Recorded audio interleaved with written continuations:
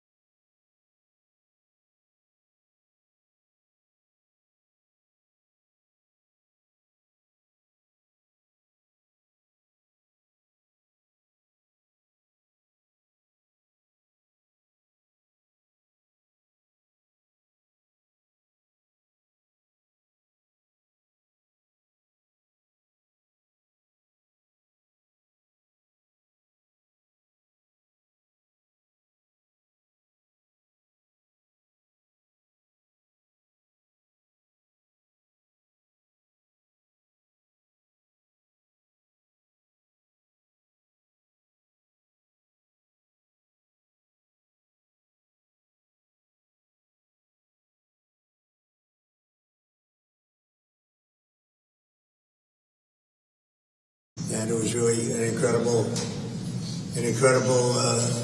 day. Open your eyes. And we can't let this continue to happen to our country. Well, good morning on a Feel Good Friday, and the Donald Trump team is feeling very good because it was a bad day for Joe Biden in the courts yesterday.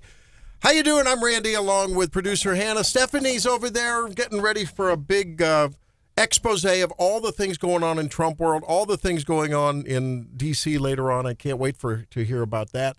We have lots going on. Man, it's a 3-hour show. Do we have time? I know. For all that? We don't have enough time. John's reporting on the weather and power outages. We have to get an update on that. Mike Murphy will be joining us a little bit later. We have a closing of a big plant with lots of workers in Columbia, so there's tons going on. And this is turning into the tabloid trial up there in D.C. It's up there in New York City. It's crazy, crazy, crazy. The protests continue on across the nation at the various college campuses, some handling them better, some handling them worse. USC has canceled their graduation. 60,000 kids are not going to walk across the stage. I don't know. What are they going to do? Virtual graduation? I would be so ticked off. Can you imagine? Because I imagine that the graduation ceremonies were probably set to take place within the next week, maybe two. Remember all the ones they pulled the plug on during COVID? I know. But those at least were pulled like way in advance, right? Well, I think And there we was were some in the point. midst of a pandemic, Right. not Yeah. just like being bullied by a bunch of violent students. To work on a degree for, at least, 4 years, 2 years, whatever. But think about it. And as a parent, to pay for that degree, I paid for that graduation and that piece of paper. Is it true that the kids who missed a graduation in 20 are now missing their high school graduation, are now missing a 24 graduation? Potentially. Yeah, potentially. Can you believe that? I'd be so mad. At USC. Well, on the other hand, it could be said that why aren't those, how many protesters you think there are at USC? What are they, maybe 2,000? I don't know. Okay, let's say there's 5,000. That's 85,000 potential graduates that ought to just be giving 5,000 people a living hell. I mean, they ought to be knocking on their doors. They ought to be saying, what's the matter with you? Raising heck with them and saying, get off the quadrangle. Did you see the clip of the kid from FSU who No. went viral? No. They turned the sprinklers on. Yes. And you can't see this kid's face. He's walking through, it looks like a quad maybe. And one of the protesters had put a cover over one of the sprinklers so that it didn't.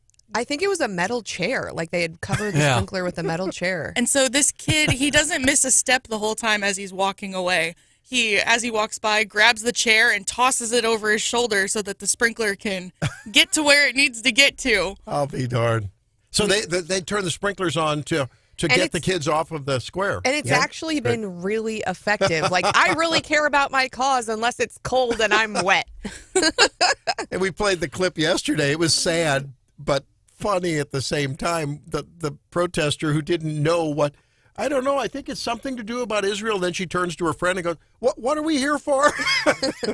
It's these poor lost souls. I mean, it does make you wonder about restrictions on letting young people determine whether you should change their bodies forever, when they're 12 or 13, much less 18, 19, 20. Their minds just aren't working right yet. That's why we call it school and learning. Josh Hawley has weighed in on things too. Josh, I think, has some interesting thoughts. Now, the problem is when Josh was weighing in on this the other day, Hannah, I thought about you because I think in a way Josh Hawley may have actually insulted you as he was on the Fox News feed the other day talking a little bit to Sean Hannity about the college protest.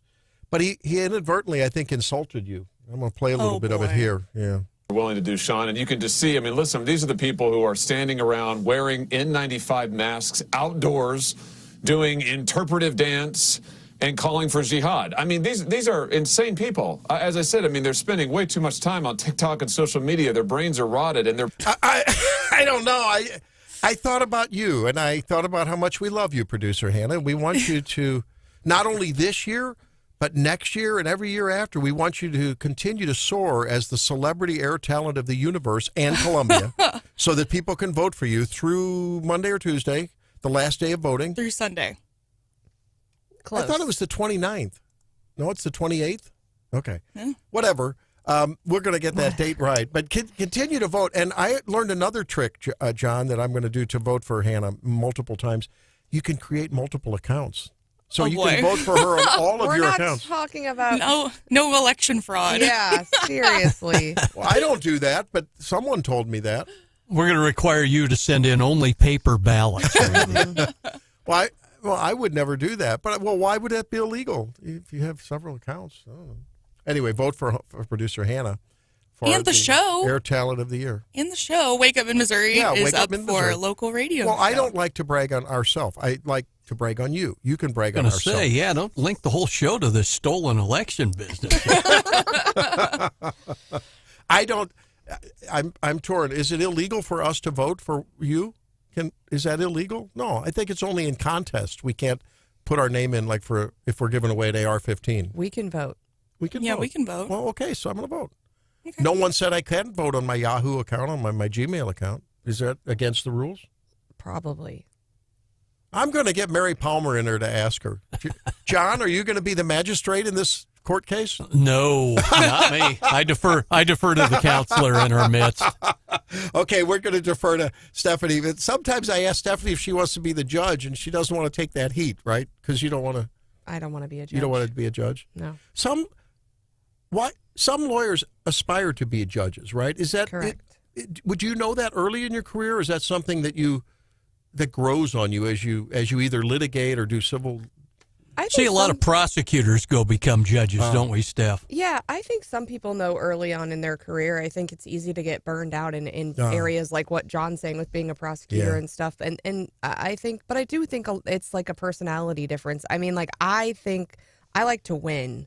And so I'm really competitive. And that's something that drives me when I'm working on something because I usually, I want to do the best for my client, but I also like to win. Right. And as the judge, you get to pick the winner, but you don't get to win. Yeah. And so I think I don't think that I would be as enthused to show up every day if I didn't think I had a chance to win. My brother-in-law, so my father-in-law is a lawyer, a generalist down in the Fenton area, down in South County in St. Louis. Near South County.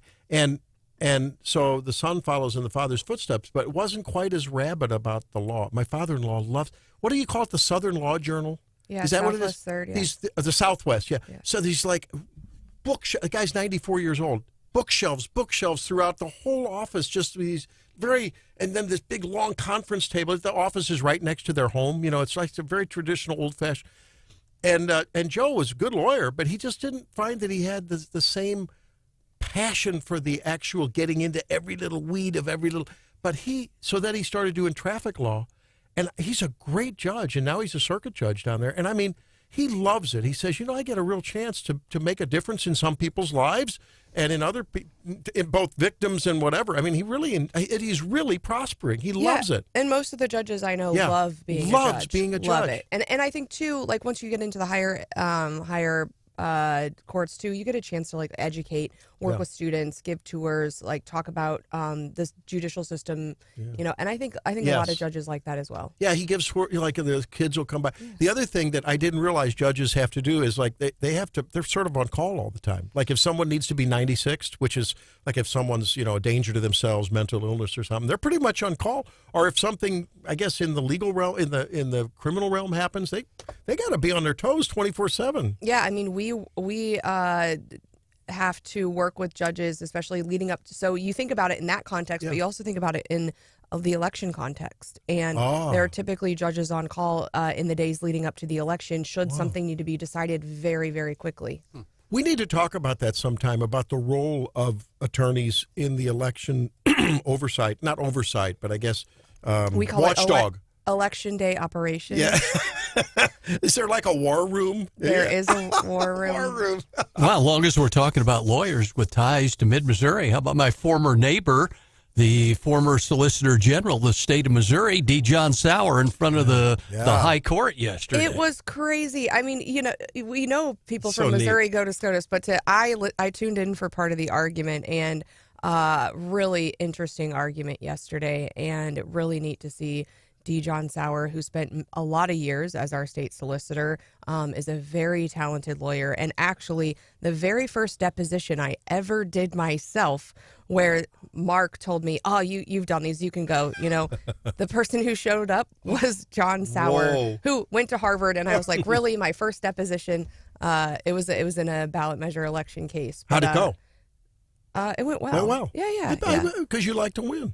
I do like to win. You were prepared and you did well. But it has to be a little intimidating when you walk into the room for your first time against a seasoned lawyer. Seasoned Harvard lawyer. Yeah, who's now arguing at SCOTUS. But he, I think he handled the questions really well. I think it's going to be interesting because how it spins, and I'm already seeing the spin this morning, on whether, because in all likelihood, they are going to lose in one way but win in another. Mm-hmm. And so it might be a loss, but you might still win because it depends on what you really want. And so I think here the goal is probably, the win is to get a delay from Trump's law. And it sounds like they might get one. I can't wait to hear how this unfolds. Now, nerd alert here, Hannah. We passed that point like 10 minutes ago. Nerd alert. My wife had to literally pull me off of the feed and get to work and do some things because I was riveted. I am now addicted to these arguments. The previous one that they did, what was the last set of arguments they did? You sound like you're really into them. No. They had abortion arguments the day before. No, this was like a month or so ago. I think it was that. It might have been on immunity. The first immunity, it was the first immunity one, right? Yeah, the immunity before they hit the official act side of it. That's right.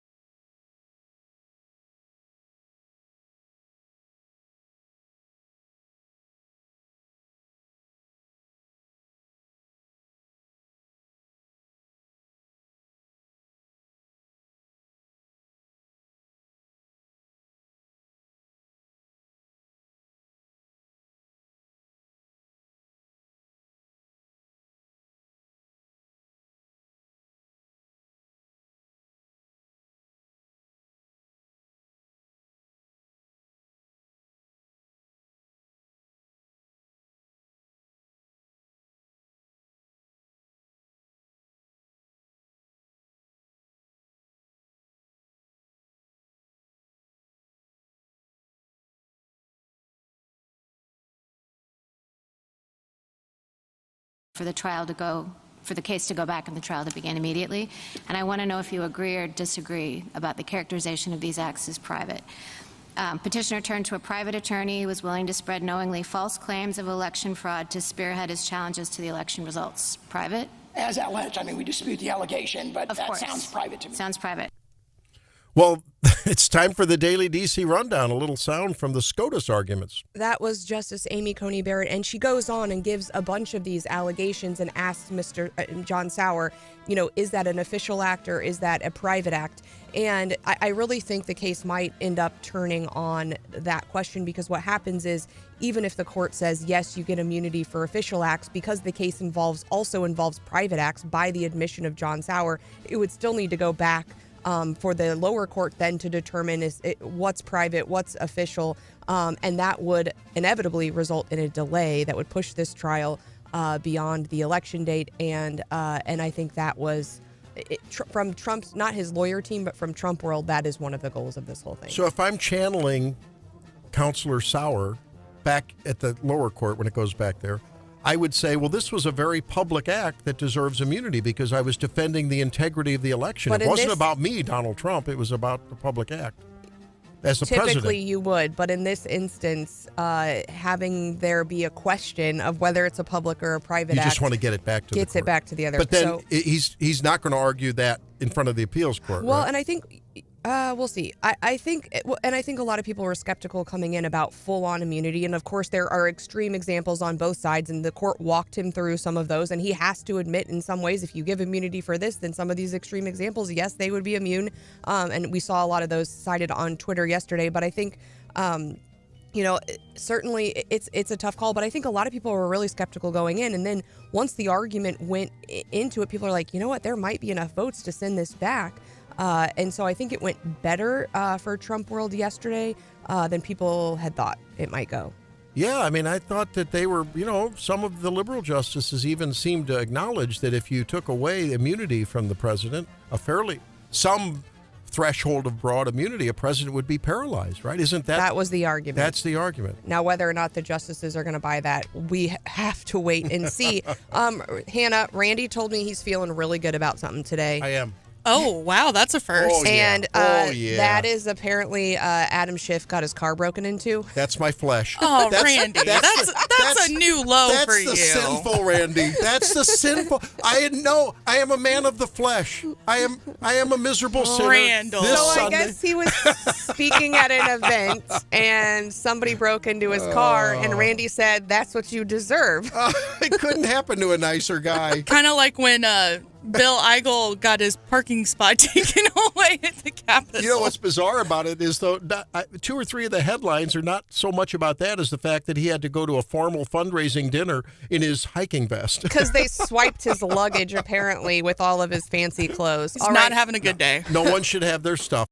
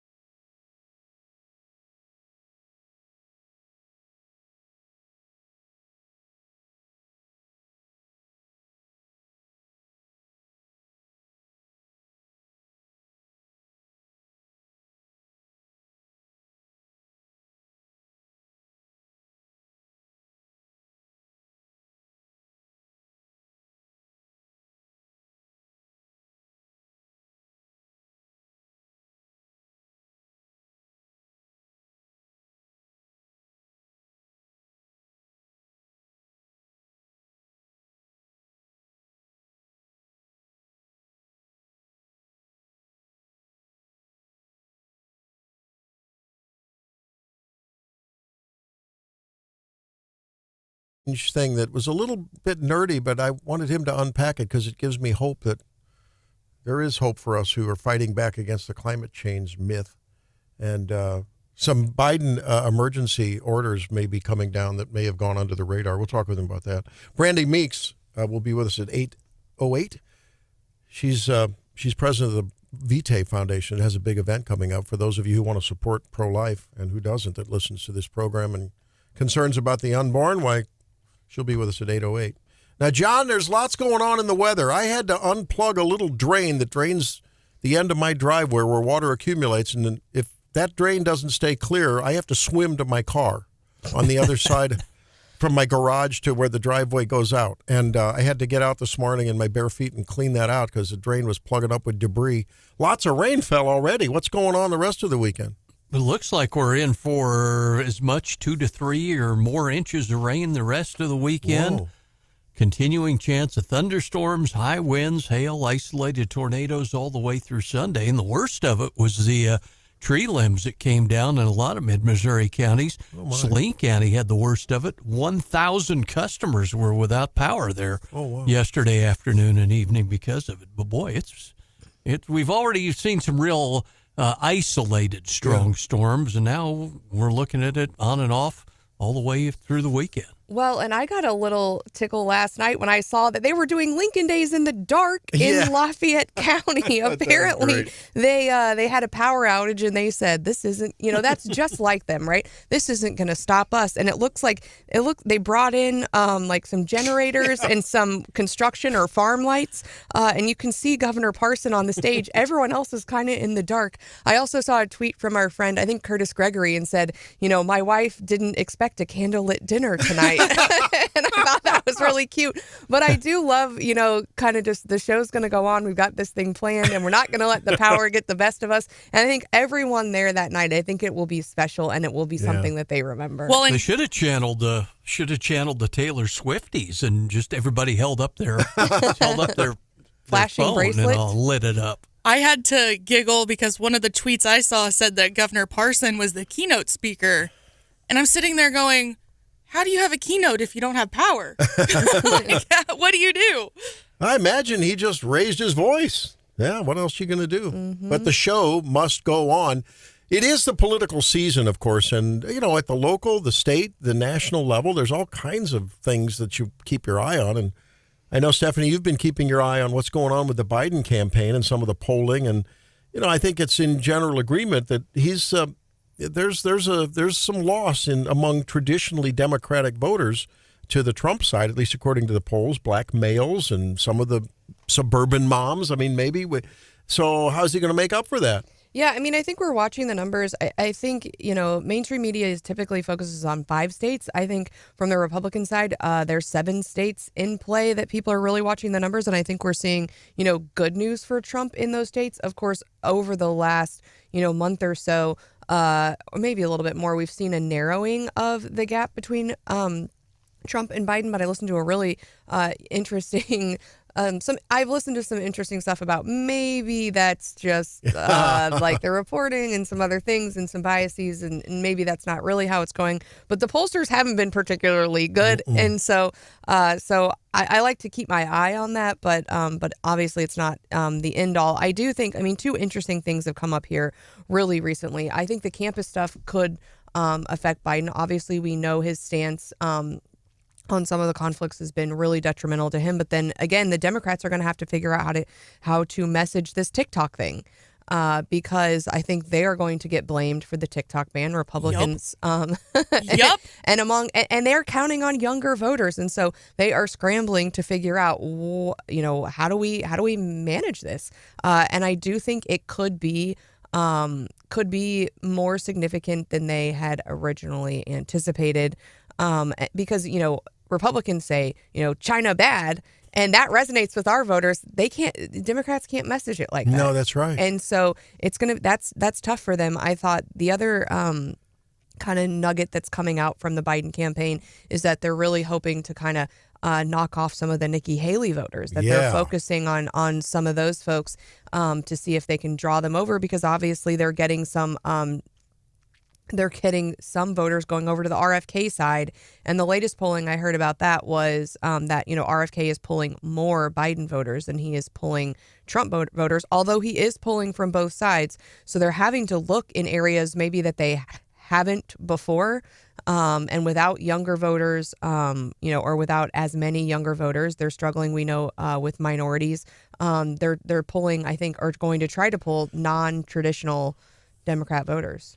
You're right. I mean, I think that if I'm sitting there in the Biden war room, how am I going to sort of assemble a new coalition? Because I think the old Democrat coalition has fallen apart in the era of Trump. You look at Trump and what happened just on his way to the hush money trial yesterday. My gosh, the streets of New York were lined with people cheering Trump, Trump, USA, USA, 4 more years. And the workers, I can't even repeat. I played for. Did you see the? Oh, I played it. I thought this is so good, but we can't play that. So on one air. of these guy had a construction hat on, rough-looking guy. I'm probably climbing the steel girders 25 stories high, And well, what do you think of Trump? And he said, or what do you think of Biden? And let's just say he said, the expletive deleted you. Yeah. And I mean, but it was passionate. I mean, it was really heartfelt. It was visceral, and I don't feel that kind of enthusiasm, for at least on the man on the street. And if you look at the just when Biden goes to the little quickie mart, people are more concerned about putting mustard or ketchup on their burger than they are that the president of the United States is walking around in the place. Yeah, I mean, I think these strategies by the Biden campaign are interesting because for the TikTok folks, maybe they try to say, oh, it wasn't us, or I don't know how they're going to message it. But I think if I'm, and I don't mean to speak for Hannah, but, if I'm Gen Z and they mess with my TikTok, I think I'm more likely to just be like, I'm not voting for any of these people. I'm staying home, which really isn't as big a problem for Trump as it is for Biden. Yeah. And so I think it's not only going to be about convincing them that Biden's, not responsible, but also how to convince them you still need to turn out. And I think that's tough. And then again, looking at their strategy with Nikki Haley, I'm thinking, who would have voted for Nikki Haley that then could be convinced to vote for Biden? I get it. There are people that don't like Trump, but I don't know anybody who dislikes Trump enough to vote for Biden. I mean, if there is a person out there, I'd be surprised. You think there are? Well, I was concerned when I heard some of the woman and man on the street interviews in Maine and before she dropped out. They said, I will not vote for Donald Trump. Now, that was early in the race, and I think when they really stop back and look at the alternatives, they'll probably vote for the lesser of two evils in their mind, Now, Hannah, I got to ask you, among young folks who, on the one side, may be put off by the TikTok threat, because it's only a threat at this point. We don't know that it's going to be banned. I mean, there's a lot that has to happen. Okay. TikTok's going to challenge it. It'll go in the courts for years. I don't think this is going to be a big dud. That's my prediction. Okay. All right. That's my prediction. Mark it. Here, 6:44 on April 26th, right? So it's the 26th. So on the one side, that's sort of a negative, right? That maybe predominantly on the Biden Democrat side, or no? You blame both? A negative in terms of younger voters? Young voters shying away from one or the other party. I mean, I still stand by, the tone on the internet that I've gotten around this whole thing is that young folks are mad at the Republicans. Isn't that interesting? Because there were more votes for that on the Democrat side than there were on the Republican side. But it's just that, it's perception is reality. What is that China brainwashing you through the TikTok app? Well, okay, let's take. I don't know. I don't spend much time on there, so I wouldn't know. Yeah, right. Are you down to 17 hours this week? I've been too scared to check.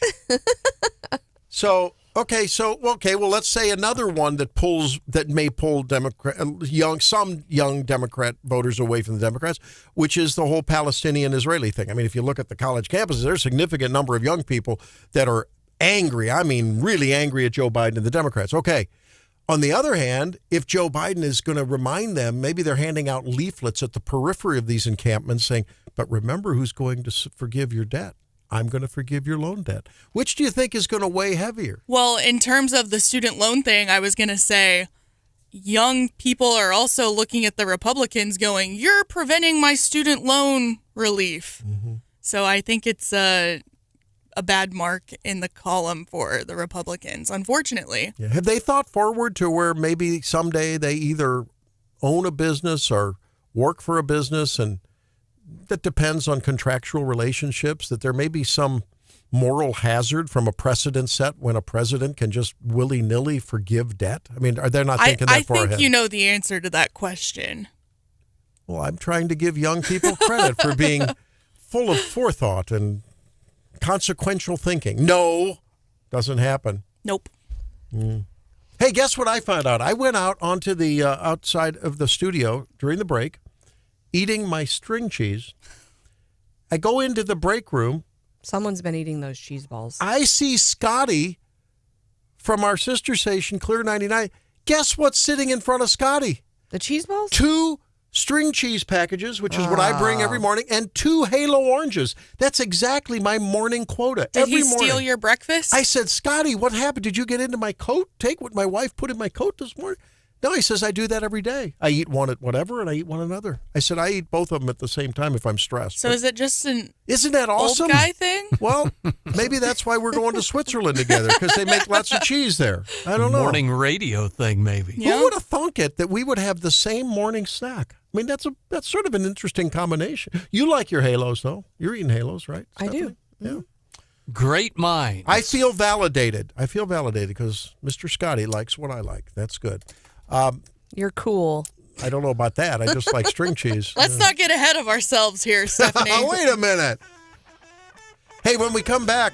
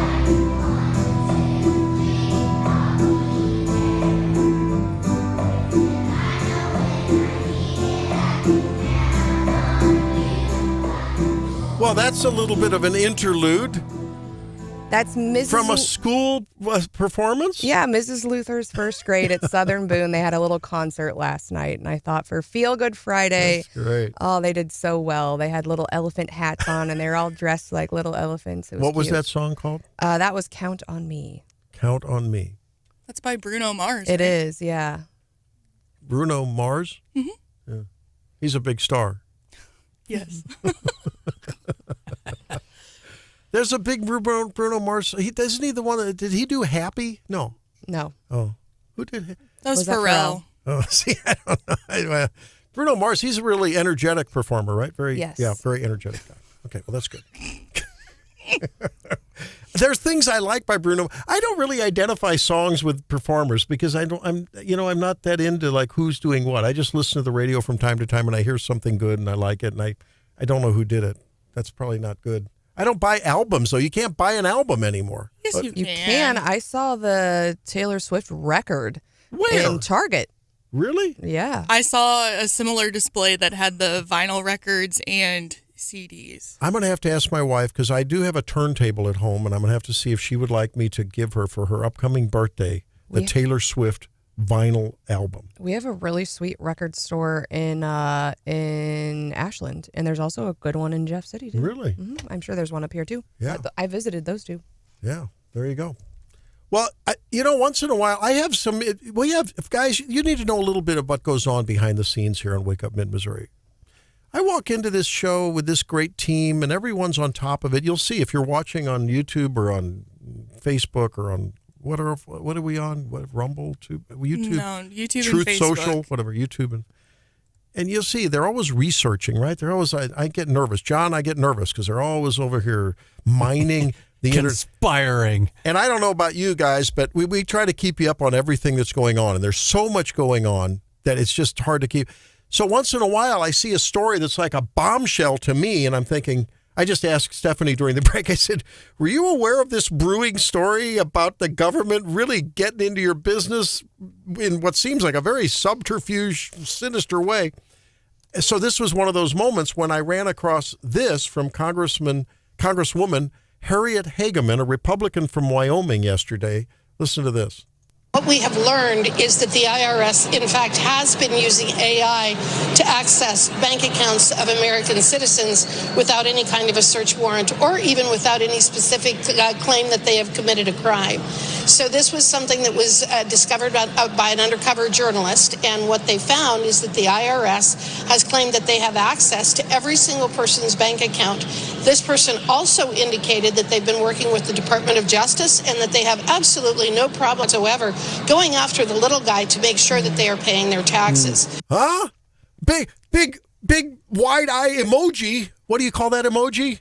OMG? I mean, what do you call that emoji? That's one of my favorite ones. I put that on our text a lot, right? You're surprised that the government's spying on you? I mean, I guess like that doesn't seem like news to me. I just assume every day they're listening to me through my phone, through my computer, through all of my devices, and that they're through checking your PDMP. Yeah, they're checking on my bank account. I am not surprised by this. Like, this isn't the America I grew up in. This is not the America. George, do you hear the? That's why do you think people bury their money in the backyard? Do you feel it's not an earthquake?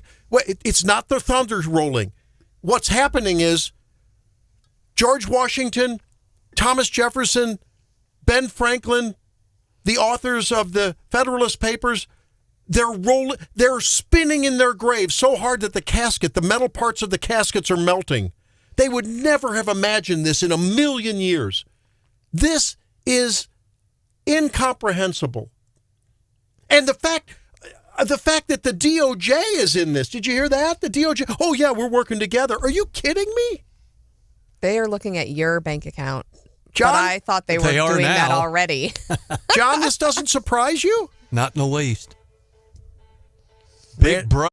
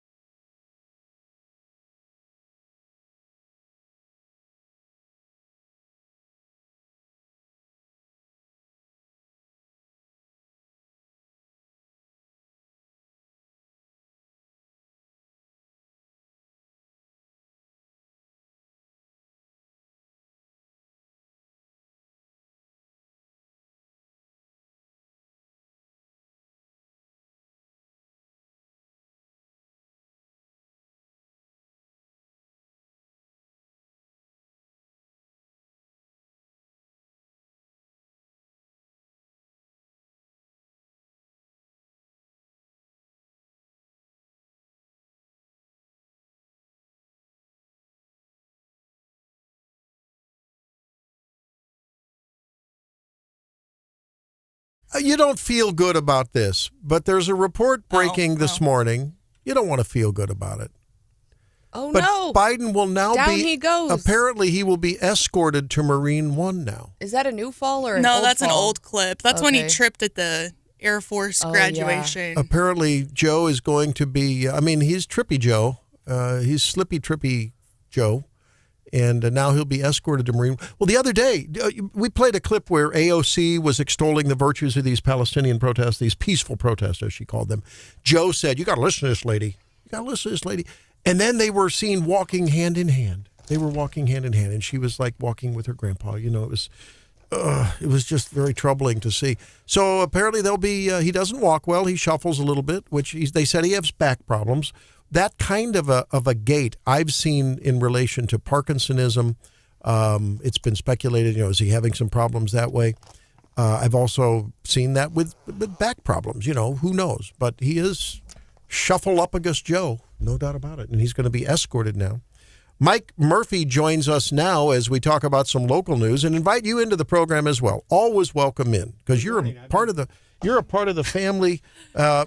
You're welcome as long as we remember to turn your microphone on. Okay, well, I know Hannah forgets to do that from time to time. Oh, okay. Okay.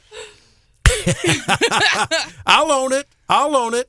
So, Mike, Mike's always producing the news and man of many talents. He's publishing a newspaper. He's hosting a show on Sunday. He's producing the news, and we get a little bit of Mike here. By the way, folks, you can join us, 573-874-9392. Now, Mike, first of all, because I always forget to ask you this, but I'm going to ask you now. What's on Sunday on Columbia Bus? Well, it's still developing. It's only Friday. I throw you a big promotional softball and you whiff. It's been an interesting week. So I'm filling in for Hauswirth all week. Yeah. So that's a great challenge for me in the mornings here. There is never a shortage of things to talk about. So we don't have a guest or any guests lined up yet, which isn't unusual because Al and I, the phones will ring off the hook as soon as we get on a few subjects, and that makes it pretty fun.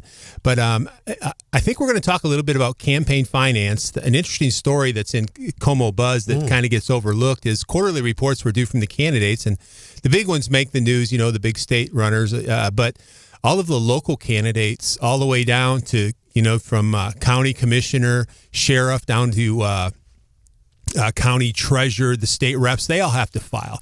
So watching where the money comes from is kind of fascinating to us like politicos who like to keep track. And I keep a good list of those in Como Buzz. You can go to there and see what they are. So we'll review those. People talk about it. We'll see where the money's coming from. That'll be kind of fun. I know that'll be on the agenda. I think it matters. I mean, in the Lisa Meyer race, she had raised so many small dollar local donations, and then she had all of that union money dumped in right against her. And I think, I want to know, and we see this at the statewide level. Are they supported by everyday Missourians like you and me, or are they being bought and paid for by DC people? And I think that matters. It does. It's fascinating. And you can see the trends jump right out at you where the money comes from. You can see a whole bunch of local ones, or you can see them coming from even out of state. Or there's even a judge race, and you can see a circuit judge race. It draws they draw support from the political spectrum, and it's very clear. We have a conservative judge running, Ossetti. Is that how you say his name? Jesus Ossetti. And his support is dramatically different than Stephanie Morrell's. You can just see it. He's drawn support from, you see conservative names that roll in from St. Louis and Kansas City, where you see her more local legal establishment, things like that. Yeah. And Jesus has had yard signs popping up all over the place. Well, it shows what their base of support is, and it's pretty fun to talk about. Jesus made a funny joke on Twitter the other day. Hannah, you want to talk about it? Those little yard signs that they have a blue background and in white text it literally just says Jesus. Oh, boy. He said, all the support. Wasn't it? And it was by a sign that looks like it's a changeable sign either in front of a church or a retail outlet. So I didn't know. Well, there's several. But he says, well, look, before I even get here. That's funny. And for, Jesus, I'm not surprised to know that that's where his, he really has made a name for himself. He's clerked for some really distinguished judges. He was really high up at the AG's office. He spent some time in a statewide office as, I think, GC. He works at a big law firm and has really made a name for himself as a skilled and talented litigator as far as and has been very active. And I've had the opportunity to work with him through some Federal Society work. So I'm not surprised he's drawing some support and counting on his network to get him, to support him. I met Jesus when you talk about a scary moment. I'm running a little hospital up in Memphis, Missouri during the COVID, and I get a call from the Attorney General office. We'd like to talk to you. And I'm like, oh, no, This is not good. What did we do? Because you make unforced errors and you go, oh, my gosh. You know what it was? We're listed in the hospital, and we're listed in their complaint or their pushback against the mandate for healthcare workers to have to wear masks and have to get vaccines. It was about vaccines. And so that's where I met Jesus.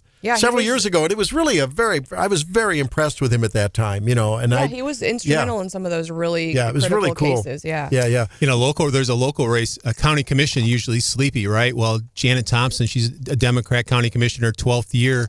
All of a sudden, Sheree Tolson Rice, a term limited state rep, jumps into that race, and she sends out a fundraising letter, and she it blows up. She's at $40,000 already. In a county commissioner race, and you look down at supporters, and it's all the local Dems stepping up, and just because Sheree stepped into the race, it's kind of it's interesting. Defensive to watch. move, yeah. Oh, and it's going to be a race now. They might spend you might spend $100,000 on a county commission race. Well, and I think and you get paid what $150,000. Yeah, that's true. It's a great seat to have for the county commissioners. It's huge. Like, 120 now. 120. Wait a minute. Yeah, presiding is more than that. Wait a minute, Randy. Don't be getting any ideas over there. I just moved here. You got to be kidding me. No. That's more than a state official, state legislator multiple times over. What the heck? It's a full-time job, an administrative job, runs the county. So the two associate commissioners make 120 something, and I don't know if the presiding makes 150, but he makes more than that. It's a lot. And I think Cole County is sitting at 50? I mean, it's a part-time thing. I mean, so it's a lot. I am gobsmacked. Yeah. So you might spend $100,000 to get a $150,000 job. And the retirement and the benefits are really good. You know why I'm really ticked off at this? You want to know I'm really not feeling good on this Friday about this? Okay, so in this small little quiet little Scotland County where I used to reside. Okay. Once in a while, I was a day or two late with the March 1st filing for your tell us what you owe because you owe us on it. We're gonna rent it from this, and you just take it down to the courthouse. I'm sorry, and they say, oh, no problem, And this happened this year, and I go up to the thing, and you go up to the window at the county building there, and I'm like, okay, well here it is. I'm literally one day late. And little Susie Q at the window says, that'll be $120. What? Hello? Yeah. I'm like, really? I said, I want to know if the county, what is it called? The guy that, the assessor, is he going to, is my 1 day delay going to affect his ability? Did he start assessing my property yesterday? He doesn't want to set a bad precedent, and this is going to be a deterrent for all the other late filers Well, now out I there. understand. They got to collect all they can and trap you all they can to pay for $120,000. You got to be kidding me. Yeah, they all make $100,000 too. All of those elected officials, sheriff's up to 150. Wow, aren't we the hoity-toity county? God, I feel like I'm living in near Arlington, Virginia there, and we're the richest county. You got to be kidding me. No, I think, though, if you think about it, it's a full-time job. It's a pretty big job. They're running a pretty big operation. Boone County's 190,000 people, right? So a six-figure salary nowadays, it ain't what it used to be. So it doesn't. I was surprised, too, to be honest, when I first came upon this. But then I guess I'm either used to it or whatever. It seems like, it's like peanuts compared to what we pay our superintendent. So you can look at it from that's right. Speaking of that, you want to know about a bad look on that list. So a caller actually pointed this out to me. You can do it. If you're late on your personal property taxes, the collector here, he puts out a list on that right the next week, and you can go see who's all late with their personal property taxes. Oh, rude. Oh, I know. So am I on that list? You probably were. We could go look. You call up your computer, but a year ago, Dr. Brian Yearwood, the school superintendent, was like, and he probably did the exact same thing as you. He just overlooked it or didn't pay it. But then he's on he makes his living off those personal property taxes. That actually was a conscious protest. I tried to delay it till. Well, you paid for it. No, I don't mind paying for it because it's a conscious protest. You were just whining about it. Why am I Well, I mean, I didn't realize That's like there'd be the a folks fine. at the on the last day of the year who go stand in line at the county collector's office. We're all procrastinators sometimes when it comes to paying those kind of bills. I've been late too. I mean, come on, really? Tax day. Yeah, the way I would justify my procrastination in college, I was going to be older and wiser by the time I finally got around to doing it. So I'd be better equipped. Actually, the lady was very nice, but she said, "Hey, a reminder. You got to file here." And speak for yourself. I'm a rule follower. I am on time. I did take an extension on my taxes though, but I didn't. But I everything is on time, y'all. You have a calendar. Well, hey, when the IRS is colluding with the DOJ to use AI to mine our accounts, what are we worried about turning our property tax into? Ladies and gentlemen, we are all socialists now. The Constitution has already been thrown out. It's already been thrown out.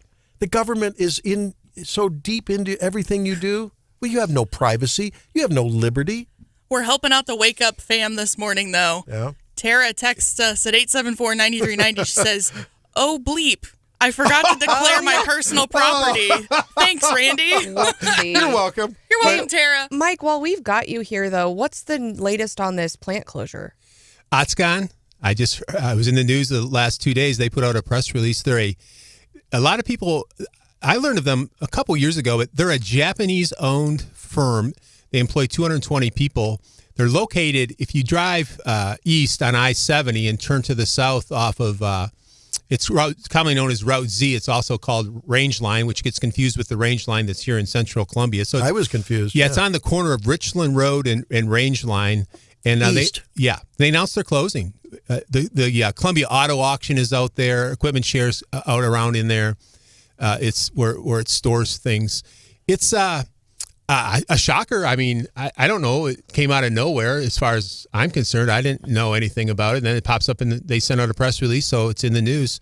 220 we saw people. One interesting fact about them was that a lot of those Afghan refugees who came to mid-Missouri have been working over there. Yeah, I know people who work out there. It's like a mid-level paying manufacturing job. It's one of those $15, $16 an hour jobs. It's a solid job, not high paying, but so. It is a feel-good Friday, and so it's not our usual to have to report this sad news on a Friday. But I am thinking, in talking to my other manufacturing friends, the number one thing they say is there's no one to work here. Yeah. And so I'm wondering, if I'm Hitachi, if I'm someone jobs. else, Mm-hmm. am I going to be calling these folks up and snapping them up in a heartbeat? Because it sounds like they've got good experience, they're good worker. I was a little troubled by the fact. I mean, forgive me. You know me. I'm a small government guy. All the agencies that they have now, the placement agency, the government. I mean, really,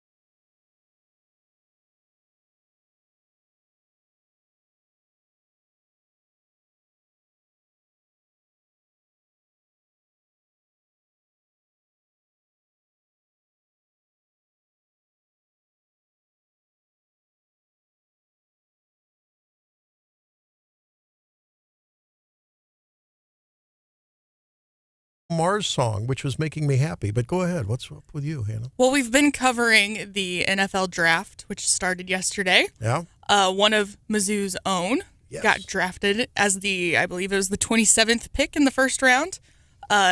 Shoot, I had his name. Darius. Yes. Darius Robinson. Thank you. Darius Robinson. Defensive end. But what folks are buzzing about online is actually a different team.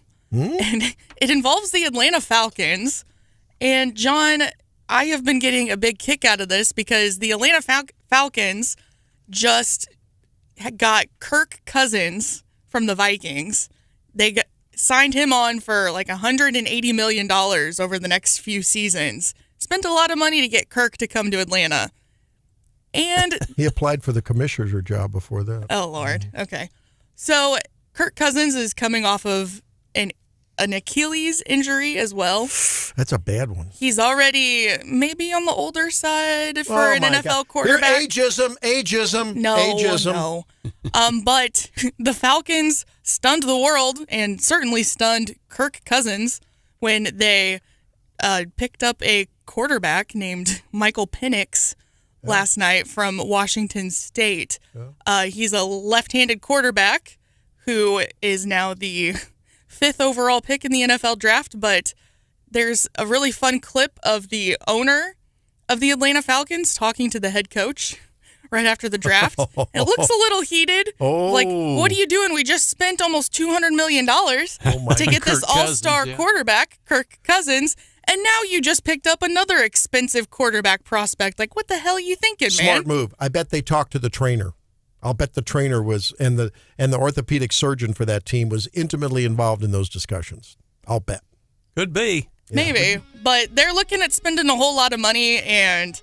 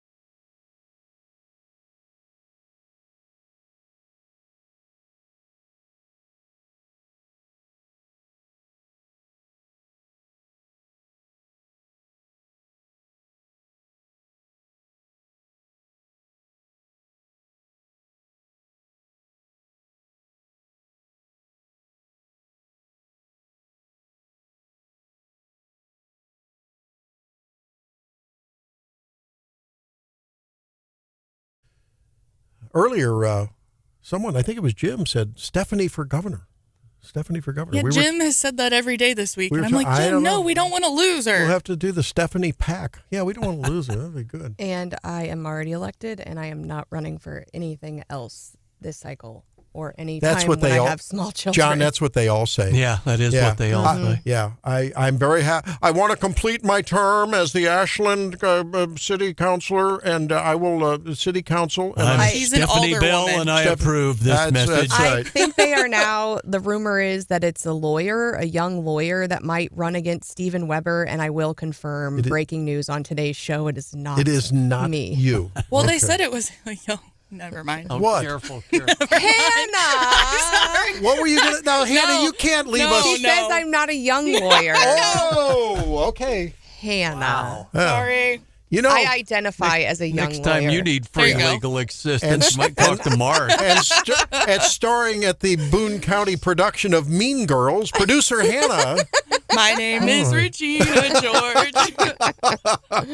Oh, we're having too much fun, but we're going to have some fun now with Anthony, we call him Tony Lupo, professor of atmospheric sciences. And boy, we got a lot to talk about, Tony. What did you do to us on this beautiful weekend? For Columbia is tomorrow, and you're going to bring us rain. What's going on, brother? Well, we need the rain. We are way behind on rain, and especially for April. April and May are supposed to be our wettest months, and so if we don't get that rain now, it could be a hard summer for agriculture. Yeah, good idea. Yeah. Will the rain that falls this weekend outpace the cicada urine that is liable to come down here within the next?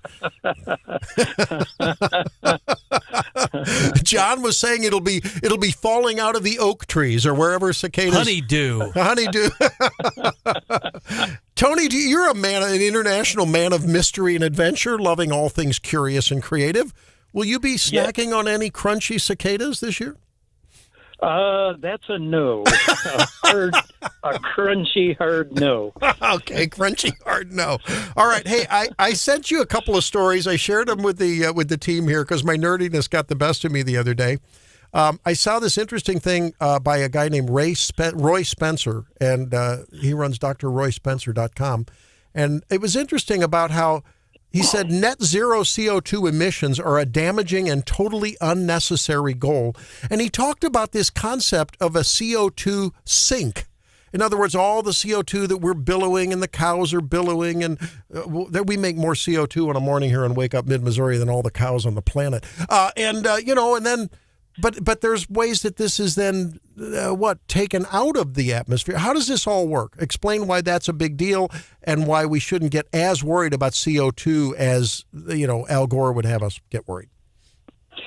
Yes, what Dr. Roy Spencer is talking about is the fact that if we put a lot of CO2 into the atmosphere and we put a lot of it into the atmosphere quickly, the atmosphere has a way of reducing that, or I should say nature. You get a lot more photosynthesis from land plants. Mm-hmm. There's sea plants and plankton that take up the CO2. And you can liken it to a dam.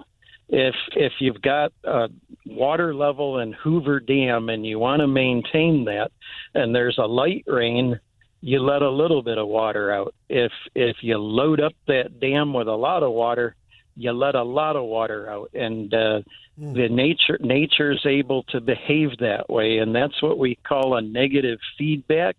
Oh. So the sum total of what happens is we dump more CO2 into the atmosphere faster.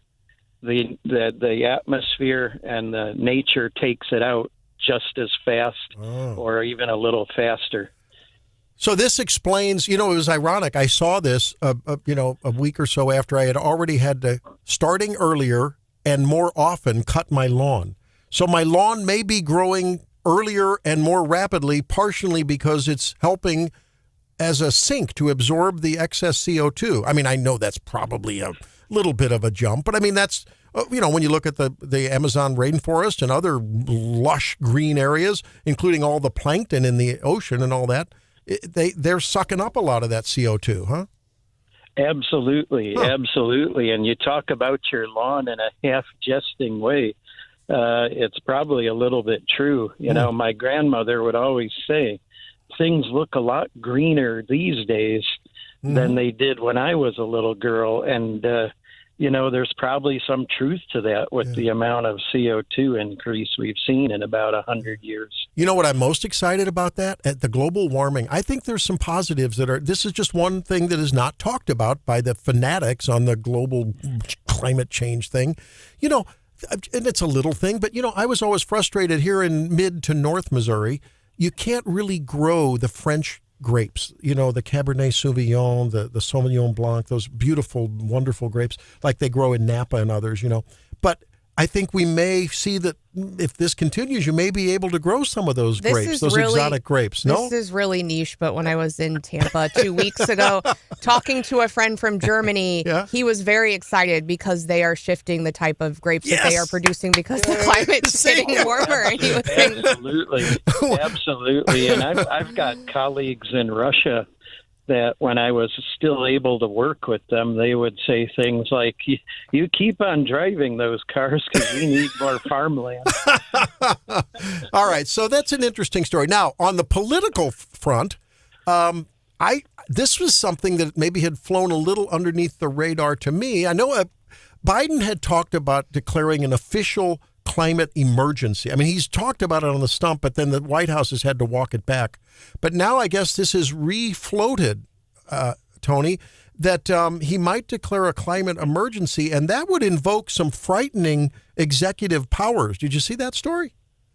I did, and then I heard it on Gary's show yesterday. Oh, okay. And he talked about that because apparently it was on one of the networks that this idea was being trotted out again. Yeah. And it's something that we should resist with every fiber of our being, because if you remember back to COVID, it almost seemed like if we had gone much longer with those shutdowns, the economy would have been in much more trouble than it was. And these CO2 climate emergency shutdowns, they shouldn't happen, and they should be resisted. Yeah, you know, I do steal some show prep from Gary. I didn't happen to catch that yesterday, but Bloomberg reported last Thursday that unnamed officials inside the White House say that the idea of declaring a climate emergency, of course, that was earlier on, they thought it's once again under. Here's the problem, as you say, Tony, this is crazy. According to the sources, actions being considered under a climate emergency aegis would include suspending offshore drilling, restricting exports of oil and liquid natural gas, throttling the industry's ability to transport its production via pipelines, meaning shut it down, and rail. And, I mean, what would this mean to the average? I mean, we're already struggling with filling our tank. You know, what would that do to the cost of fuel to power our cars? I mean, it's just... They just really don't care about everyday Americans and their ability to try to keep up with the crazy increases in prices because of, I mean, the COVID led to a lot of the inflation because of dumping the money in. Now, if this comes on, this is another piling on, rubbing salt in that wound. Families are struggling, and this wouldn't help anymore, would it? No, it wouldn't. Obviously, the price of fuel would soar. You'd have to make a lot of decisions about what travel to cut out. And that's if they didn't say that you couldn't travel but every other day. So there's a lot of things that it would hurt. A lot of our everyday activities would be cut back. I mean, it would be a struggle. Tony Lupo joins us on Wake Up Mid-Missouri, talking all things weather, climate, and more. Tony, we've heard about climate change as a political issue, heck, since the Earth days of the 1970s and all. What about the whole take on the Chinese and the Indians and all who really could care less about any kind of emission controls on their big power plants and all? Does that contribute to this in any way enough that we should be concerned? It does. I mean, if we believe that CO2 is the problem, if they're not going to do anything to cut back their emissions, again, remember that both of those countries have about 4 times our population, and they need a lot of energy to keep those folks warm and do the things that they do in the economy. So when they say that they'll cut back emissions and they don't, then that's a problem for us. Yeah, it's a problem. And, I mean, there may be some, I think we've talked about it before, there may be some contribution of human emissions to the CO2 problem, but because of what we talked about earlier, a lot of that's taken up anyway and grows greener things faster. The Earth goes through natural ebbs and flows over both a short cycle and what are there, 3 cycles, like a short, a medium, and a long-term cycle in terms of global, temperatures? Or we've talked about that. It has to do with the spinning of the Earth and the wobbling on its axis, and there's all kinds of stuff that has a much more profound impact, right, Tony? Oh, absolutely. And when you talk about short term, you can talk about things like El Nino and a new phenomenon that we call the Pacific Decadal Oscillation. This is something we discovered around the year 2000, and it has a 50 to 70 year cycle to it. So there's a lot of things that we still don't know about Earth and its climate. And, that to consider climate change a solved problem, it really isn't. Yeah. Well, if you want the skinny on this whole topic, pick up Tony's book, Hot Talk, Cold Science, Global Warming's Unfinished Debate. And we do appreciate you being with us from time to time, Tony. And I'm sorry to hear you're not going to explore into the area of crunchy cicadas, but, that's okay. All right. Oh, hey, final question. We talked a little bit about the weather this weekend, but John reported already some limbs down and power lost last afternoon around central Missouri. What are we looking at as far as severe threatening weather, hail, tornadoes, et cetera, over the weekend? Yes, today is going to be a bigger day, mainly west of I-63. So folks traveling west, you might want to pay attention to what's going on. Tomorrow, also closer to Kansas City, but we're not completely out of the woods for some strong thunderstorms. And then Sunday, again, a chance of some strong thunderstorms. So we got the whole weekend to be on the lookout. All right. We seem to be right in the middle of tectonic atmospheric collision very often, don't we, Tony? I don't know. Is it just me, or is that the way it rolls? Well, it is the time of year. Yeah. March and April are the typical time for the strongest thunderstorms. Yeah.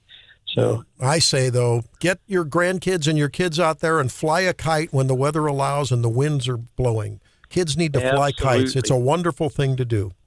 Right? Absolutely. Stephanie going to be out. Activity. It's a great activity. Not if you're the parent, running with the kite in your hand with the kids standing there looking disappointed.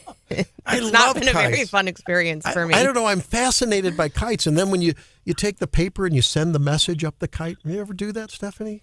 No?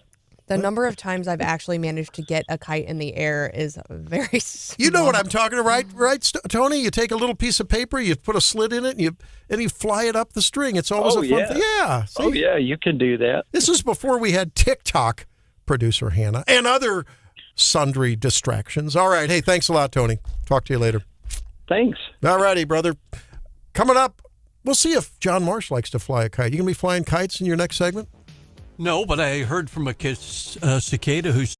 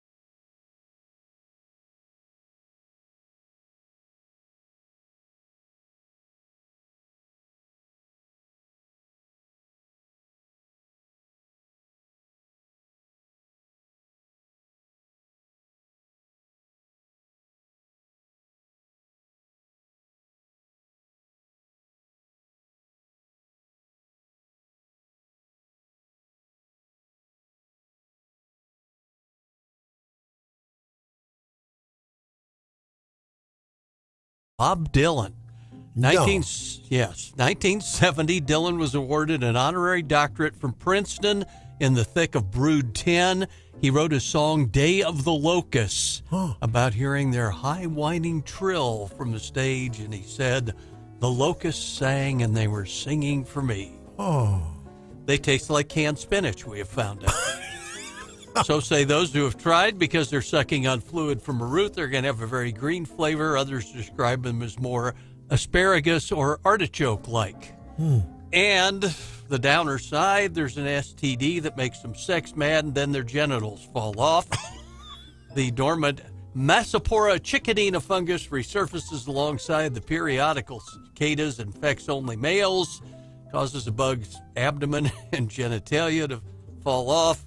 It's not uncommon for people in some parts of the world to eat them for the natural amphetamine in the fungus, a very bad idea, according to the scientists. So locally, we checked in with Zimmer Communications Human Resources Department, talked to Becky, who related a story for us that had nothing to do with Hannah's TikTok use. Becky told us, I don't care what kind of cicada you are, you can't just waltz back in here after 17 years and expect to find your old job waiting for you. There's not a Cicada Family Leave Act? No, there is not. Now you know the rest of that Frenchie story. You know, that Tony Lupo will not take part in. You know, the exoskeleton of cicadas and other insects like that is actually pretty healthy for you. It's an insoluble fiber. See, we had a listener text us yesterday saying that they were toxic. No, it's an insoluble fiber, and also like the insoluble fiber in oatmeal, so it's good for your cholesterol and so forth, and saturated fats absorption or malabsorption. You don't want to absorb that kind of stuff, so that's good. And also there's some probiotics in there, I'm sorry, prebiotics. So that serves as food for your microbiome, for the wonderful, non-human organ inside you called your bacteria inside your gut. So maybe we should slurp on some cicadas. Knock yourself out. Yeah, there you go. Well, that would prompt the cicadas to say, when you asked them about, they'd say, yeah, I'm just a shell of my former self. I could see myself, maybe if there was some way to get the squishy urine soft part out. I could see myself. Pee bomb. Maybe you dry them in like a food dehydrator. Yeah, maybe do that. And then maybe like cover them in chocolate or something. I don't know. I don't think talk to our friends at the the candy factory. I don't even think bacon grease could save them. I don't know. Feed them to the birds.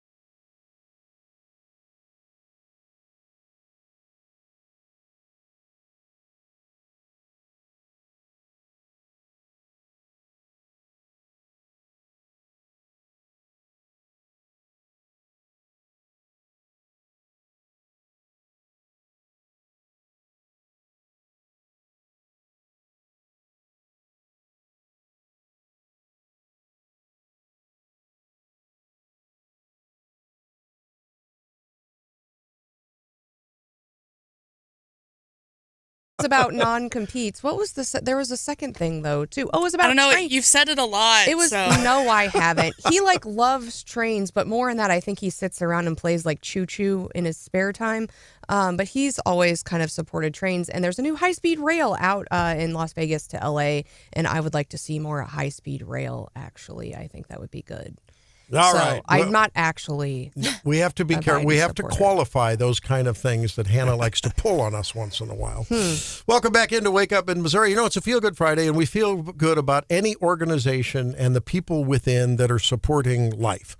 And the president of the Vitae Foundation, Brandy Meeks, joins us now. How you doing? I'm doing well. Thanks for coming in. Oh, my goodness. Thanks for having me. You guys have a big event coming up here just in a week or so. So tell us about the Vitae Foundation's event coming up. What day? Okay, it's Tuesday, May 7th. Tuesday, May 7th. But we need you to go ahead and register now. That's the important part, right? Because we got a plan for you, right? It's an opportunity for us to be able to share with you a little bit more about the work that we're doing. Closer to the mic. And also just be able to raise awareness about what's going on in the world around us. And so we would love to have you there, but we need you to go ahead and get online and buy your tickets. First, let's learn about the Vitae Foundation, VITAE. It's not simply a local organization. It's a big nationwide movement. It's not just simply a local organization, but this is our home office. Is right here in Jefferson City. So we do have the benefit of being a Missouri organization that has this wonderful outreach across the United States. And Vitae is Latin for life. So for people that are out there trying to figure out, okay, what is Vitae, Vitae Foundation, and Vitae is Latin for life. How did you get into this movement? Tell us your story. Okay, so kind of backing up the train just a little bit, I was really blessed because I worked at a pregnancy center up north of St. Joseph, Missouri for a few years and got to see just pretty amazing things happen whenever you empower women with resources and when they're experiencing an unexpected pregnancy. And we were able to do things beyond, we get the stereotypical, you just want to help get the baby here and then your hands off. And we wanted to fight that. We wanted to fight that stereotype because we know it's simply not true. So we made sure that women and men that came to our pregnancy center who were experiencing an unexpected pregnancy were able to get an education.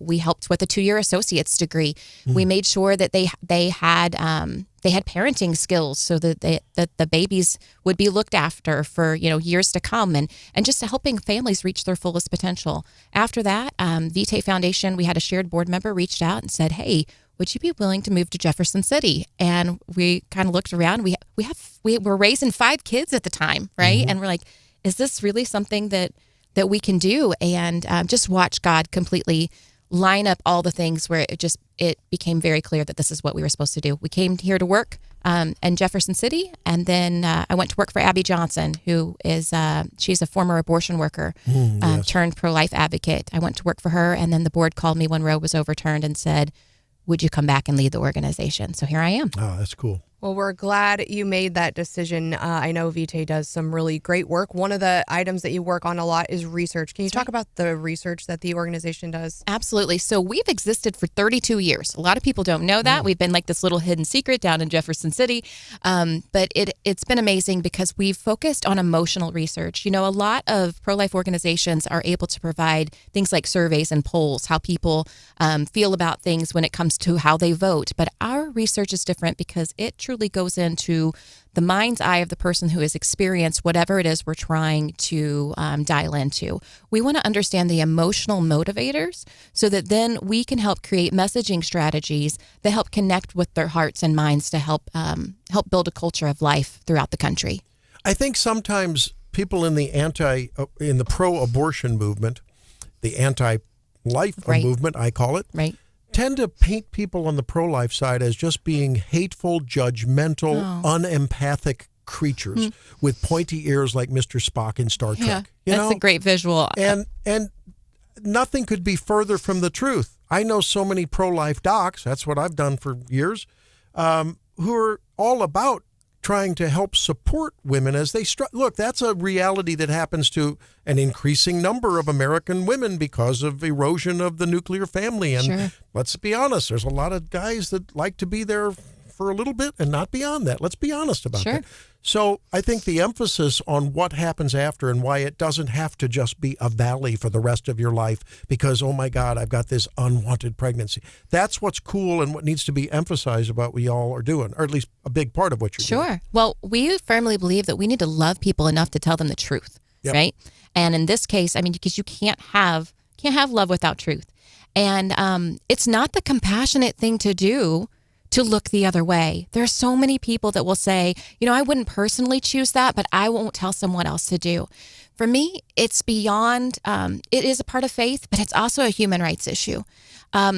It's a human being. What else is it? It's a person. And I have to tell you, I don't think that anybody should be discriminated against based upon their size or location or ethnicity, any of those things, right?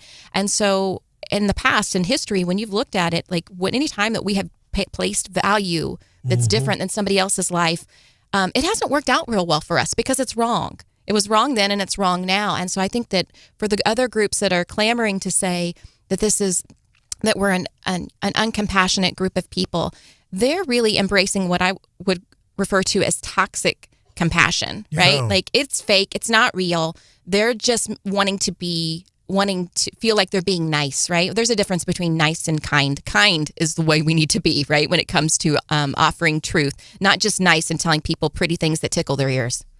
Can you talk a little bit more? I mean, obviously, this issue is nationally, it has really bubbled up since the Dobbs decision, and we've seen other states move away from their previous pro-life past. Obviously, we're fighting it right now in Missouri.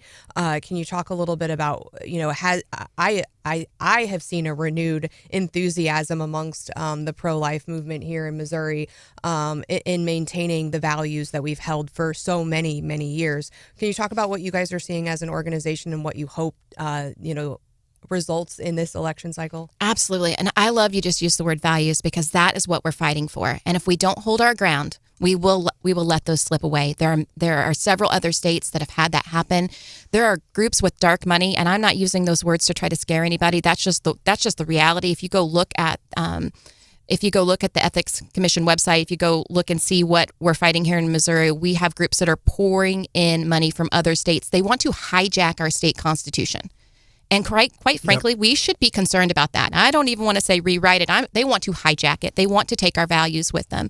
And so I think it's important for us to realize that we have to protect what we have fought so hard to have here in Missouri when it comes to protecting life and our family values. That's Brandy Meeks, the president of the Vitae Foundation, having a big event coming up on May 7th, just a little bit, a week and a half from now. Yeah. And before we throw to John, because he's got a question for you, again, let's highlight where do people register for the event? Let's get that out there right away. VitaeFoundation.org, VITAE Foundation.org, and click on the Columbia event, the Columbia Pro-Life Dinner, and it's from 7 to 9 on Tuesday, May 7th. We have Alicia Krause. She is with the Daily Wire alongside Ben Shapiro. Yeah. And so she's speaking for us. We'd love to have you out.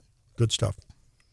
Talk to us about the legacy of our friend Carl Landwehr and Donnie and Ruth Ann Schneider. Oh, my goodness. What a blessing it is to be teed up with that. So Carl is our founder, and we share an office wall. He's still right beside me. He's still in the office a few days each week, and he is the one who had the vision for this thing. But I have to tell you that Donnie and Ruth Ann were the ones that stood alongside him and said, we believe in what you're doing, and we're going to gather people around to help make this dream that you have a reality.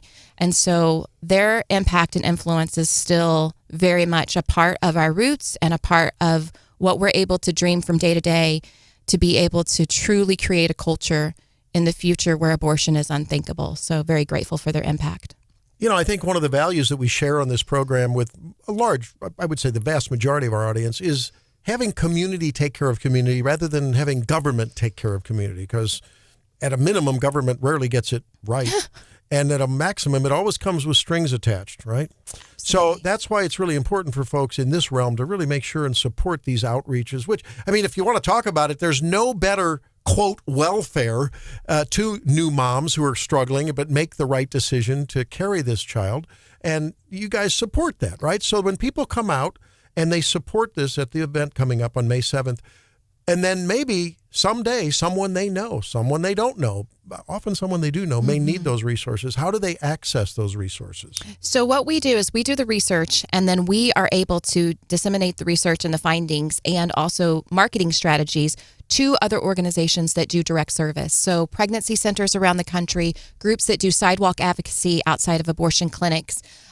We are teaching them the positive ways to be able to engage with young people and anyone who's experiencing an unexpected pregnancy, but also the culture at large, because we all need to know how to step into the gap for our loved ones. Because like you said, it could very well happen to us. And especially, I will say, with the rise of the abortion pill, we need to be very vigilant to understand that just because we say we're an abortion-free state, and we were the first one post-Roe, the abortion pill can be mailed into any address in the United States and right here in our own backyards. And we need to be cautious of that, because if we think that it's not happening to us, we're wrong. Supreme Court heard those arguments earlier, and roughly 2/3 of abortions, depending on what numbers you look at now in America, are done through the pills. Yep, absolutely. And of course, people that that like to support that whole modus operandi don't like to talk about the fact that at least 10 to 15% of those people end up having to have, of women who opt for that, have to have a backup procedure to salvage that whole process. That's it. And also they encourage women to tell them that they're having a miscarriage when they present to the ER, because they're saying that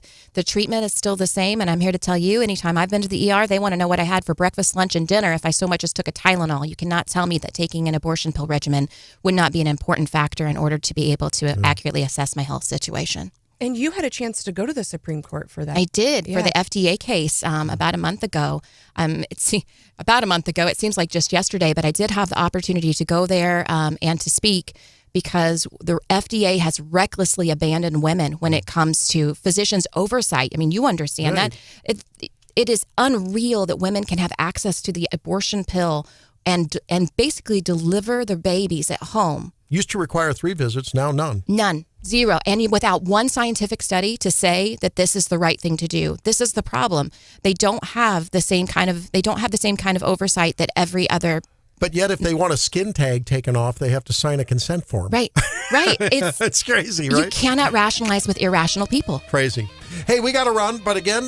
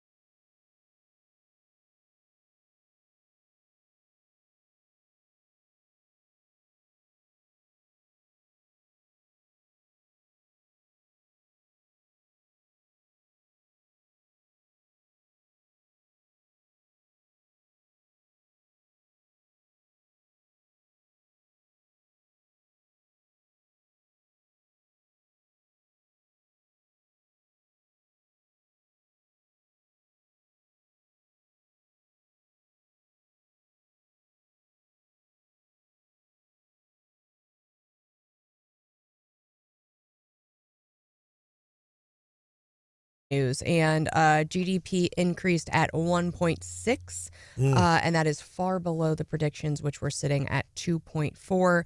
Of course, at the end of 2023, we were at 3.4, so 1.6 is a far cry from there. So the markets did not react positively to that news. S&P closed down almost 0.5%, NASDAQ down 0.64%, Dow down almost a full percent. We had energy and materials leading the gainers. Communication services was down big time yesterday. And this morning, thus far, let's see what we're working with on the futures. I've got, positive this morning, and actually pretty significantly. So maybe we've been kind of bouncing around this week. So maybe today would be a better day. Inflation refuses to come down. Right. And, continued disappointment on when, interest rates may come down. I mean, the Fed's talking maybe next year now. And then we had this very disappointing GDP news. It's a great time for people who are really economic nerds, like all of us are, to go out to the Insiders Hour there at the Country Club of Missouri with Aaron Hedlund, chief economist, as you said, used to be in the Trump administration. Yep, next Tuesday. And I love this Insiders Hour because it really will be. They'll speak for a few minutes, but again, my favorite part of these luncheons is the chance to ask questions, all my burning economic questions. These guys are so smart and they always make me think. So if you've got burning questions, this is a great place to get them answered. I walked home.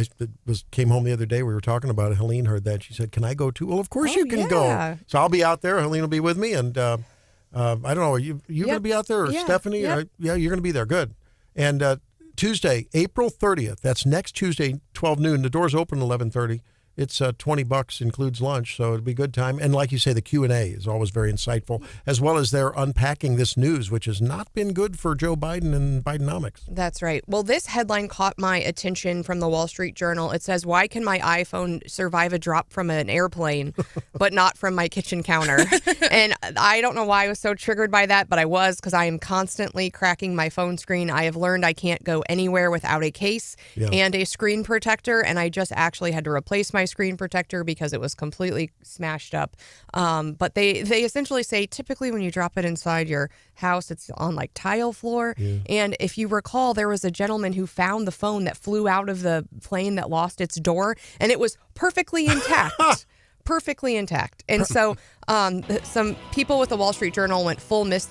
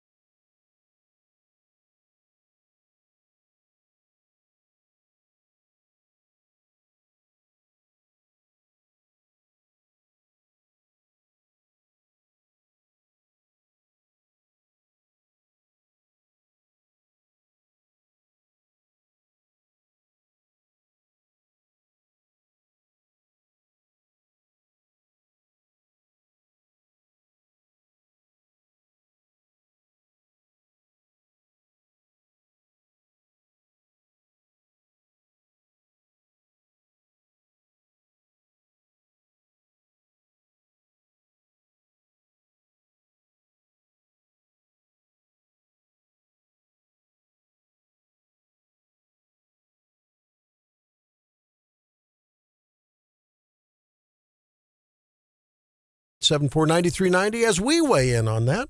Stephanie, winners, losers, who you nominating? A lot of people doing some good things and some not so good things this week. Losers on my list. I've actually got a list of losers.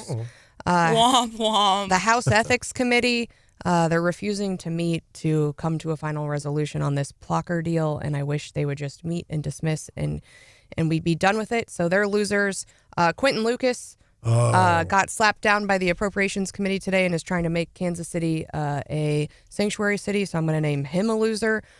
Employers, and even some local employers who continue to abuse their employees with the use of non-competes. There is a time and a place that they should and can be used, but there are folks out there using them in a way that I think is abusive to employees, and the Biden administration says they're going to put a stop to the use of non-competes. We'll see. The FTC. Business groups are going to sue. Yeah. Yeah. So I would say if that's been the way that you coerce your employees into or in any way abuse them, you're a loser for the week. Okay, on to the good news. Some really fun winners this week. A friend that Hannah and I saw on Tuesday, Kelly Ann Coates. Many of you know her. She's the executive director of the Missouri Women's Council, executive director of Missouri Women's Council, which is within the Department of Economic Development. She does a lot of good work for women, and we've already convinced her to come on our show to talk about a new program that they're doing here in the near future. But she is a Kaffner alumni from, and that is, Brandy, you're looking at me. That is the College of Agriculture, Food, and Natural Resources. Good. Yes. Hannah is also a Kaffner alumni, but every year they do a handful of alumni and issue a citation of merit for professional attainment. And so that ceremony is coming up in early May. So excited about her award there. We've also got a Jefferson City student who is a National Merit Scholar, Marshall Rinkemeyer of Lighthouse Prep. That's a big deal. So excited to see that. And then I'm going to give a shout out to millennial dads. I saw a stat this week, and they said millennial dads are spending 3 times as much with their children than fathers did in the 80s. 43% of fathers admitted to never having changed a diaper in 1982. Ooh. Today, that's only about 3% of dads. So shout out to all the millennial dads doing the hard work out there. I think we were just convicted, John. That's right. Oh, poop. John, what's on your winners and losers list? Well, I've got a couple of losers and a winner in here. Let's go with, how about MU Women's Studies professor Tabitha Violet? She's the one that our friend Dan Swindell with the University Jewish Group said they put up the flyer to promote an appearance by some Israelis who were survivors of the Hamas massacre. And the professor, Tabitha Violet, ripped it down off her bulletin board in her office, calling it racist. Here's one. You can say who the winner is and who the loser is on this one. Secretary of State Jay Ashcroft, Senator Denny Hoskins. Stole mine, John. There you go. He had fun getting down with the program over the issue at Lincoln Days. And how about cousin Alec Marsh, and 4 relievers combined this week for a 6-hitter when the Royals beat the Blue Jays. Ah, nice. There you go. I think my winners all fall sort of within I've got winners and losers in the campus uprising thing, and one winner in the trial realm. I think Donald Trump has been a winner so far this week. I think he's had a lot of pretty good moments in both the New York and the Supreme Court. As far as real winners, I don't normally call Google a winner, but we talked about them just firing people that were in the name of the anti-Israeli, pro-Palestinian, pro-Hamas, that were sitting out and not doing their jobs, and Google executives went in and fired now a total of 50 of them. And Governor Abbott, who is putting a quick quash on these protesters rather than on the East and West Coast, where we see them placating and being complicit with them. Losers are those campus professors that are inciting rebellious, mask-wearing snowflakes at New York U, Columbia, USC, and other cesspools of progressive indoctrination. Yeah, those professors are the losers. Hannah. Continuing the university trend, my winner of the week is Mizzou for a couple reasons, actually. It's been a big week for Mizzou AD, new athletic director, Laird Veach, comes to Mizzou from Memphis. And not only are we winners because he sounds like he's going to be a cool dude for all of our sports programs, He's going to be making like $1.3 million a year. Almost as much as Boone County Commissioner. Good for him. He's a winner of the week. It's also been a big week for Coach Drinkwitz and the Mizzou football team.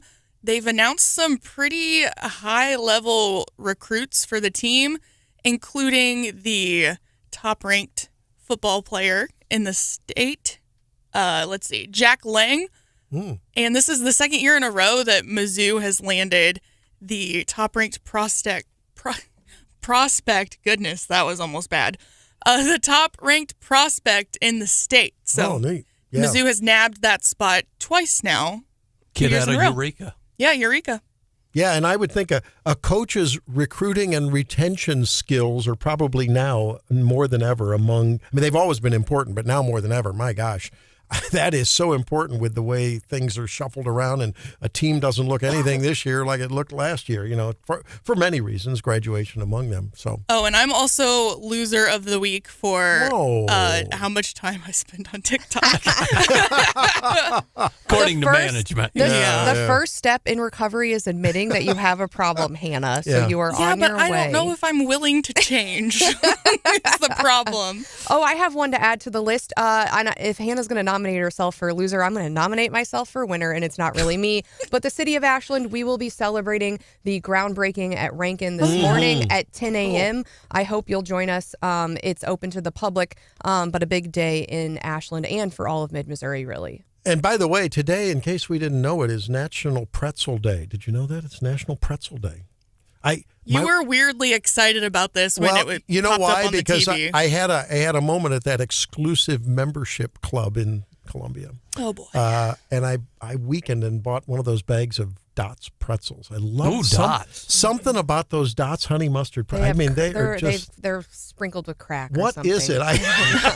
Maybe it's cicada dust. I don't know, but they're awesome. And something about like a stadium, like a soft pretzel with cheese just hits different. Yeah. Oh my gosh, so good. And you know what? Another one, because I am a conservationist at heart. I used to give generously to the World Wildlife Fund and others till they went crazy about climate change. People get out. The corals are really suffering. Helene and I like to dive. Haven't been for a couple of years. We need to go.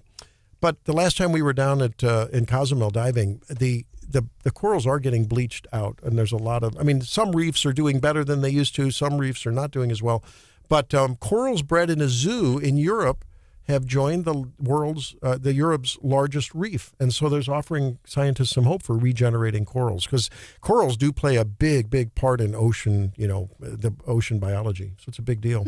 So I think we give a winner to those lab-bred corals that are reproducing, and then they'll plant them back out in the ocean. To science. Cheers to science. I love science. Now if they could just do something about my iPhone screen. I love science. It's user error. You mentioned iPhone screens. Why do the screen protectors cost so dang much? I don't understand. What are they, $40, $50? Because they're protecting your $1,000 phone. Yeah, your phone is more than $1,000 now probably. Do you think they cost that much to produce? Think about how much you pay on your car every month to protect your car. Insurance is expensive. But I'm thinking, John, I think there's a lane for us to start an affordable screen protector business. Duct tape. You can find the cheap ones out there, and buyer beware on screen protectors, right. And cases. Thank God for those cases, though. It seems like, do you know that sinking feeling when it drops? You pick it up and it was just a crack on the screen protector. It's not like the phone went dead and never, to come back again. It's like, here we go again. Yeah. I dropped mine in a puddle of water about a year ago, and it was lived? fully submerged. And by the time I could retrieve, it clearly was wet for only maybe 5 to 10 seconds, and because it was a muddy pool of water. And guess what? It lived. It was an Apple iPhone, and so they have some kind of resistance. Did you buy a lottery ticket that day? No, they have some kind of water resistance. But you know what I did? I put it in some rice. I looked up the trick. Now science is saying you're not supposed to do that. Why? Because the grains of rice can get in a hole where you charge your phone, and it will do some damage. That's a good question. If anyone knows out there, is there like a mini vacuum suck out the lint that accumulates on the microphone part of your phone from your pants pocket? I think there is. It's more like How do you clean that out? Only the important topics on Wake Up in Missouri. It's more like ticky tack that people use when they detail your car. It's like a sticky blob. I have some of that you stick on things and it pulls out the yuck. I've been thinking about it for the cup holders, but yes, my kids gave me that, and it's sitting there unwrapped, still sealed. Cleaning hack for Christmas. Yeah, I think that's what you're. How many years ago did they give you that for Christmas? Last year, I found it into the wonderful world of my mysterious closet of hoarding that you never know what you're going to find. We've heard about this closet already this week. I told you about the Nesco roaster. You told me about it. We're going to use it because tomorrow's for Columbia. For all of you that are out there tomorrow, hope that the weather has some windows in it to accomplish the outdoor things. I think our mission is to do some grilling at a nursing home for some folks, some hamburgers and hot dogs. And yes, that Nesco roaster will come in handy. They all laughed at me when I bought the old Nesco and stowed it away. Why is it when a dude is right one time, he automatically forgets about all the times he was wrong? And It happens so infrequently. On the other hand, John, I feel like sometimes I'm preyed upon when I'm vulnerable and That's because we asked you to find the ketchup in the fridge and you stare right at it and are like, I can't find it. But then you go on an adventure for some lost item and you're like, look at me. Oh, yeah. My husband looks for something for about 3 seconds before he goes, I lost it. I can't find it. I don't know. My wife's texting me. She says, it was Evie and the cow kite. I'll have to tell you about Evie and the cow kite on the beach sometime. I had such a great time with her the last time we did that.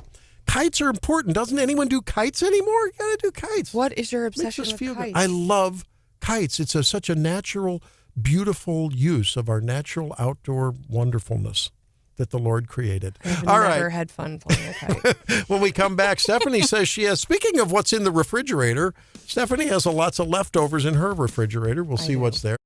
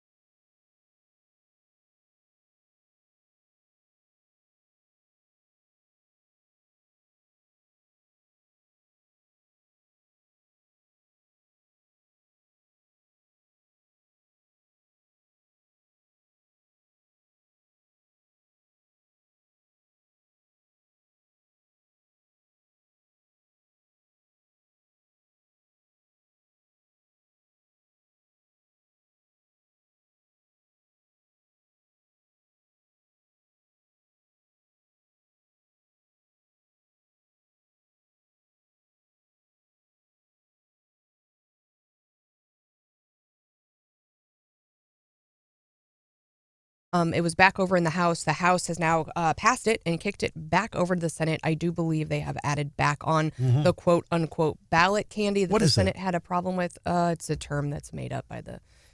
What does it mean, though? If you were... how much time do we have? If you were to get into a real definition, I think the true definition of ballot candy would be, I want to pass a measure about... let's say smoking. Okay. It's like the same thing as we call like pork, lots of extra pork. Not necessarily, but say you want to pass, a measure about smoking, and maybe people, or something that like maybe you're not going to have the votes for. Okay. And you slap on something additional, a little piece of candy that says, and by the way, all the money raised from this is going to go to veterans. I see. And so people really sort of like don't gambling care money about, going to education. Very similar, right? And so it's just gives people a little extra incentive to vote yes or vote no, however you want. Yeah. No. A political bribe. But it takes the focus off the main focus of the bill, especially of those skeptical folks out there. And when you go, and so Democrats have done it for years. They did it with Clean Missouri. It was, so all of the you didn't hear about campaign contributions and limits, and you heard a lot about this is going to eliminate lobbyist gifts. It was full of ballot candy, and now Republicans are thinking. But I would say, okay, so maybe that's the true definition. A lot of the things that are... There's a second argument to the ballot candy in this arena now, in that they're saying you're even adding things on that don't do anything. And so, for example, in the Senate, it came up, well, you're adding on citizenship voting, and that's already a requirement in Missouri. It's already on the books. Yeah, but what we heard from Becky Arps is actually it's not. Under the current language, the same language in other states, there have been localities who have gone ahead and allowed, and the courts have said they could allow non-citizens to vote in these local elections. So it is needed. So there's two, should you add on extra stuff to get, that's exactly what the legislators do all the time. It's not nothing new. And I think this whole we have to be really careful about this. I don't think you should add on things that don't do anything. That seems silly.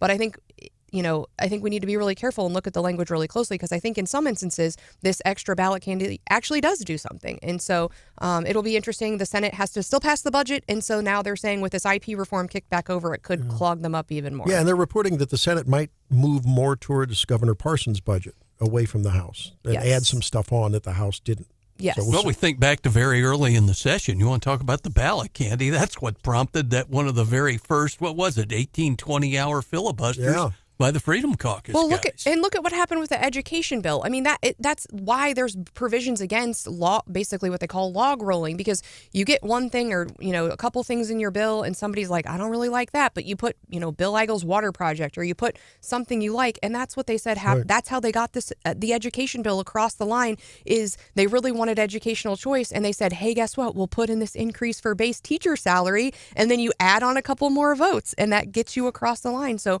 I mean, whether or not there's you call your omnibus bill. Yeah. So whether or not you call it log rolling, ballot candy, whatever, it's kind of part of this whole sausage making process. But should it be on a petition, or should it be more of a single-year focus? And we saw it at the federal level, where they wanted to bust everything apart and said we got to quit smashing this stuff together. We need separate votes, and that's for the legislature to decide. But I actually hate the term ballot candy.